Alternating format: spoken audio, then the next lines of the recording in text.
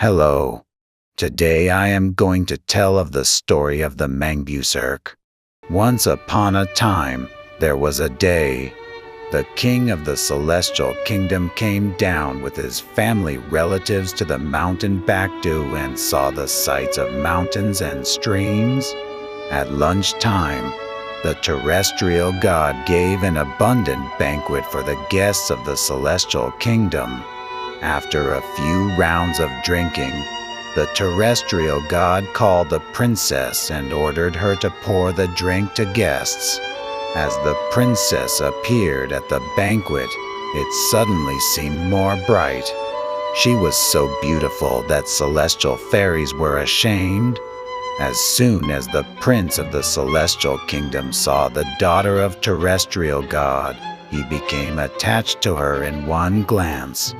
The prince, who was fascinated by the princess's beautiful figure, only looked at the princess quietly, and so he could not drink only a few drinks until the banquet was over. As the sun went down, the guests of the celestial kingdom began to go back. When the king first called the dragon cart and flew away to the sky, the guests of the celestial disappeared in a short time, with riding the clouds or the rainbow or getting the wind. The prince who returned to the celestial palace did not forget the princess day and night. It was not long before the prince was going crazy. He would go out of the palace and look down at the mountain Backdu and stand blankly. Eventually, he avoided the king's observation and stealthily came down to the mountain Backdu. When he came down to the mountain Backdu and looked for a place where he ate lunch a few days ago, the new magnificent palace rose up there. In the meantime, the terrestrial god built a new palace in the place where he gave a banquet in commemoration of the visit of the celestial king. In the palace garden, the princess was singing and dancing with her maids around a cart with floral decorations. A long time later, the princess got on alone in the flowering cart and danced with swaying arms, and the maids, walking around that cart, sang. The princess's arms were swaying like a white crane was flapping. Her waist was fluttering like a slender weeping willow in the spring wind, and her smiling face was a peony which was rolling the dew. All her movements were the limitless beauty. The prince, who was looking at her with rapt eyes, let the god of wind bring the princess and the flower cart all the way to the pine forest. The princess who came to the pine forest while sitting in the cart stood bewildered without knowing why she came this place. Don't be surprised, princess. Lift your head and look at me. It was the voice of a strange man, and so the princess's liver became a small bean. She was afraid and ashamed, and she bowed her head and could not think of raising her head. Your Highness, why have you forgotten this prince? After seeing you once, I have come to you with all my heart, in spite of the great distance, because I had a longing for you desperately. I hope you'll forgive me for bringing you rudely here today. Hearing the prince's affectionate voice, the princess slowly lifted her head. In the prince's eyes, a burning of love was blazing. The prince, dressed in gold and silvery shiny clothes, seemed to be a handsome man in a way, and in the another way he seemed to be a general. A strange feeling pungently penetrated into the depths of Princess's mind that could not be named. The prince talked about the process of coming to the princess at risk and declared his love that was like a firm rock to her. Your Highness, I'm sorry to hear you say that. You are from the Celestial Kingdom. I am from the Terrestrial Palace. It is the match you have only in your mind. I have a transformation art, and by day I will make you a bird. and by night I will make you a woman and be with me.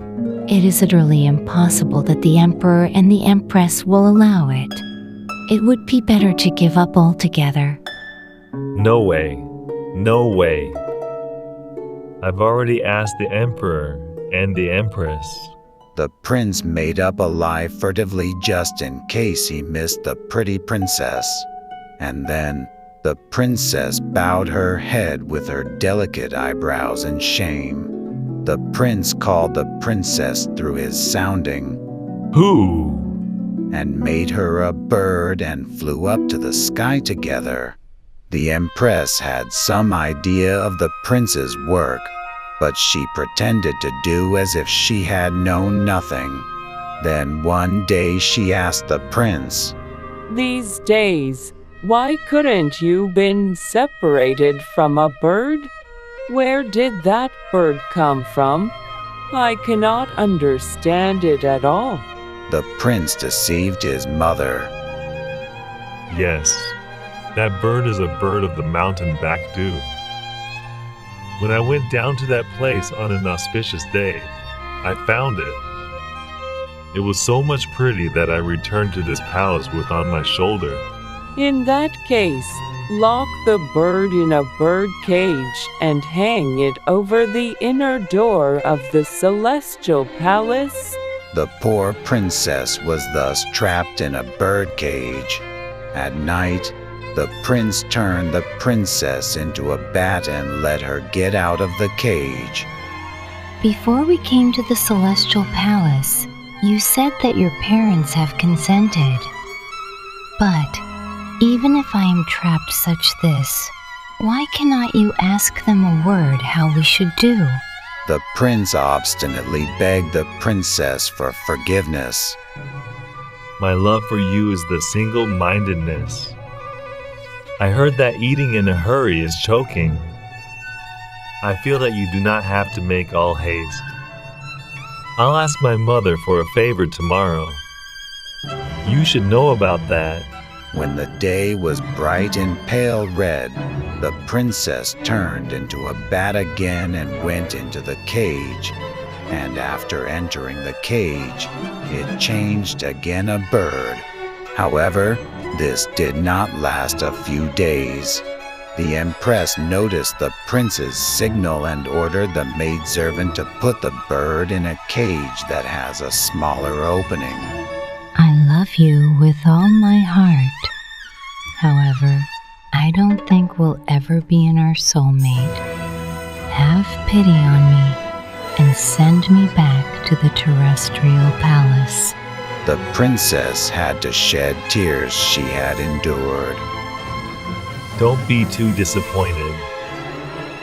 Tomorrow, the Empress will ask the Emperor to make our mating. The prince, who thought he could not be separated from the princess, comforted the princess with this lie. He was unaware that the empress had her maidservant secretly watch the birdcage. The empress, who heard the maid's words that the bird in the cage disappeared every night, ordered maid to keep the bird in a smaller cage. At night, the prince turned the princess into a snail and let her out of the cage. The princess came to the prince's room and wept sorrowfully. Your Highness, if you don't want me back on the terrestrial palace, kill me, please. I cannot live like this any longer. Do not be discouraged. Tomorrow, I will discuss with the God of Love and take you to be my honorable wife. No matter how much the prince coaxed, tears flowed ceaselessly from the princess's eyes. The terrestrial god, who heard late that the prince of the celestial kingdom lured his daughter, first sent a letter by messenger to the celestial king because he was afraid of that celestial king's anger. The letter contained that the celestial king should return the terrestrial god's daughter. The king called all the officials of the court and asked them what was going on, but there was no official to open his mouth. At this time, The empress came out and told the whole story about that her son brought the princess. The emperor summoned the prince and scolded him severely. If you intend to marry that princess no matter what, do not even dream that you will succeed the throne of the king. Then he commanded his servants, Just now, send the princess back. The heart of the prince who lost the princess was torn to pieces. He missed her so much that he almost lost his appetite. As the days went on, the flames of love grew stronger in his heart.